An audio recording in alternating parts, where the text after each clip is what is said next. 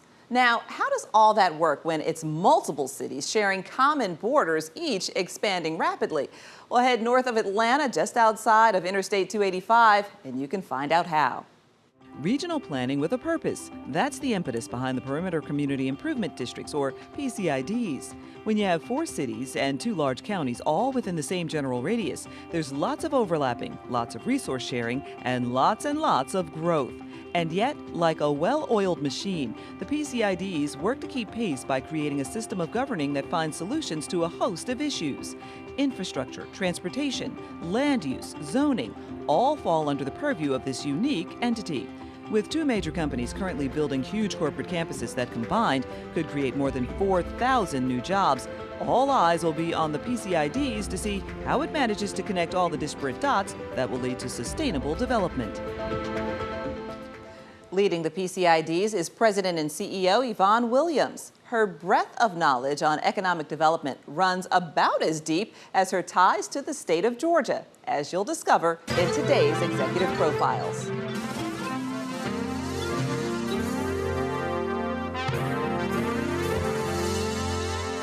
People wonder, how does someone get into the business of what I consider civic engagement? You've been involved with Chambers of Commerce and now the Perimeter CID. That's been your career path. Tell me about how you got into it. When I graduated from Georgia and had a great degree in public relations, communications, journalism, I was able to land my first job at the Georgia Chamber of Commerce back in an area when the recession was pretty tough in Atlanta, and it was a great entry into the business world. And from there, I launched my Chamber of Commerce career, worked all over the state in various beautiful cities, Madison, Georgia. We created the Antebellum Trail with partnerships. I worked at the Athens Chamber of Commerce as part of an initiative. I was then promoted to Americus, Georgia. Really pulled together a great partnership with the technical school, the industrial park, and landed Martin Marietta of all opportunities from Orlando, Florida, to put in a very high-end technology center in Americus, Georgia, at the industrial area. In Cobb County, at the height of my Chamber of Commerce career, we were very instrumental in growing the Chairman's Club and really revitalizing the Chamber District among our other municipalities of Cobb with Smyrna and Powder Springs and Marietta, and engaging those communities to be part of the heart of the Cumberland. We had the Cumberland CID under that umbrella. So it was a great rise to the top of every level of what you need to have in your, say, your bag of tricks or your toolbox, to be able to say, what is this about community building? What is the tool that we need in this particular area for this package of community building? And what is the strategic effort to do that? Your dad was in the business, was in the economic development business. What lessons did you learn from him? He worked at every level to engage elected officials, the business community, the civic community, to pull together major initiatives. He was in the day of Macon, Georgia, when they located Brown and Williamson and YKK. He was on the first mission to Japan with Governor Busby.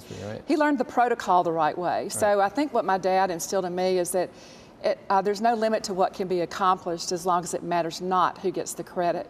In this career of time you've spent in all these chambers of commerce, and now you're in the Perimeter CID, which we'll talk about in a minute, what has been the biggest change in that business? The Chamber of Commerce role of just trying to recruit industry or attract businesses to come in and have major Fortune 500 announcements, that's probably not the mission of the future. I think the mission of the future that we're seeing now is, what is that foundation of the community that is competitive? What are competitive factors?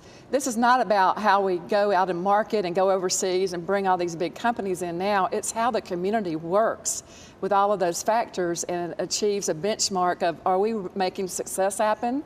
And to me, that has been a whole dimension of how the CID worlds have come in, because that's different than the basic Chamber of Commerce model. So let's take a step back and to our viewers who may not understand what a CID is. It stands for Community Improvement District, correct? Correct. So how does a community improvement district function? Well, a CID is a self-taxing district created voluntarily by the commercial property owners within a defined boundary, and a majority of those commercial property owners have to agree to the district, which means the self-taxation. They set the threshold of the tax, which could be a millage of some level, and that tax is then brought to a state legislative process to be approved for the district and defined as the CID boundary. So it was a very defined way to say the private sector steps up, finds a way to really accelerate the mission or the vision of what the district needs in terms of its ability to be competitive. Right. And then we go hand in hand with any of the other partners of the local governments, agencies, state, federal, that can allow us to find the path for execution of those projects. So now let's talk about Perimeter. It's a city unto itself now. It's amazing what has happened both on the Fulton County and the DeKalb County side. I would think it would be a bit daunting to look at that entire area as a CID and say, how do we make this thing grow and function in a proper way? You've quite a job. Well, I keep my sights going forward, and what I'm happiest about is we've built the foundation, the Hammond Half Diamond ramps, the Perimeter Parkway Bridge, the diverging diamond interchange. We have a big interchange coming forward now with 285-400.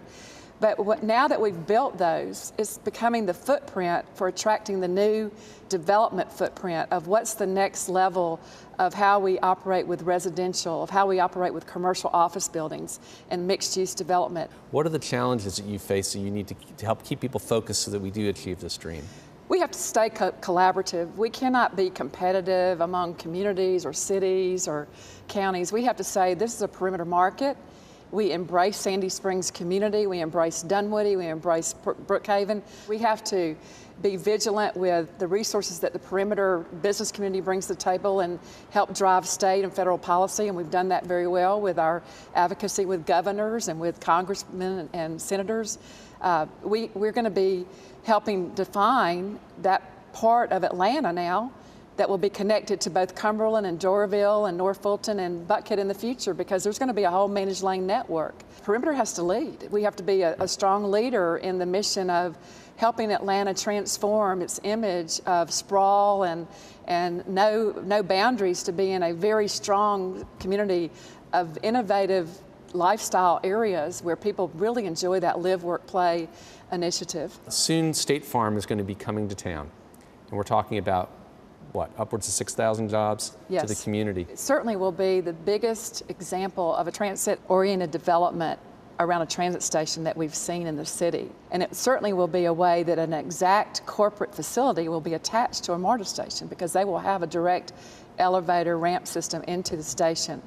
So if there's ever a chance that we have to look at how to make transit ridership go up, how to make it a customer service experience, how to make the bells and whistles happen, this is it. This is our chance. We've got a model. People will be believers. They'll see it. They'll feel it. And then we'll be able to take this agenda to the next level. Williams and the Perimeter CIDs gear up for a groundbreaking on the reconstruction of the I-285 Georgia 400 interchange later this year. They also await the results of a study on last-mile connectivity options between MARTA and the buildings around the Perimeter area. In typical cooperative fashion, the PCIDs and the cities of Brookhaven, Dunwoody, and Sandy Springs will pay for the study. Up next, yes, Brexit is a big deal, but thank goodness Georgia has some diversification in its trade portfolio. Patrick Crosby explains when he takes you by the numbers. Don't go away.